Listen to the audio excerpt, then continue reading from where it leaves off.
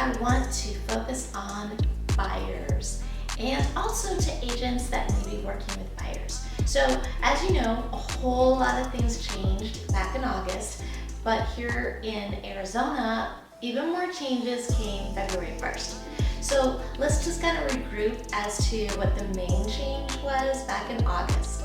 So when, as a buyer's agent, we take out a buyer to go look at a property, we need to come to a meeting of the minds that we are representing them, that we have fiduciary responsibilities to them, and also what our perceived compensation should be.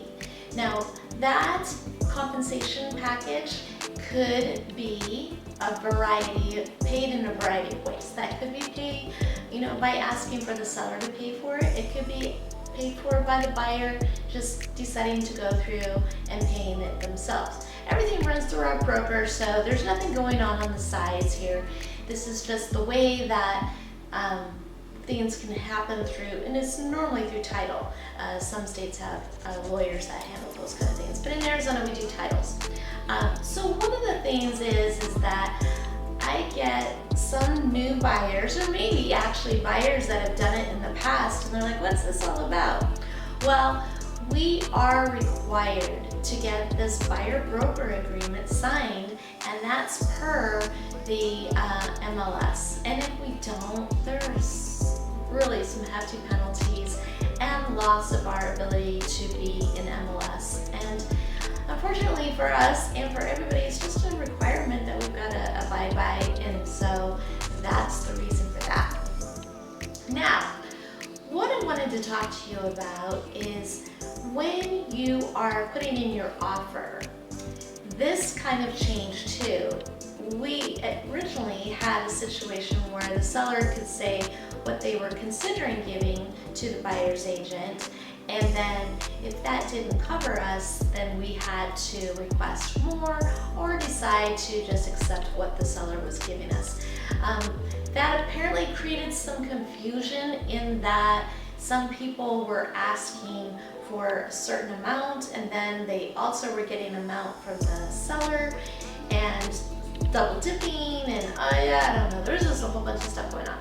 So anyway, so then that all went away February 1st. So now what the situation is that when you go to put in an offer as a buyer, you will say to your agent, yes, please try to get the commissions paid for by the seller using a seller commission addendum.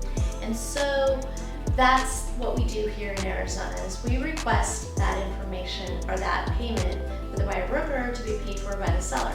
Now, that isn't always the way that it's going to be, especially sometimes if you're dealing with a cash deal, maybe as a cash deal, you'd rather say, you know what, as the buyer's agent, I will just pay you directly through title, just have it as another line item. I will take care of it because I want to get the best deal from the seller and not have that be a part of that conversation. So that is a possibility too. There's other things too.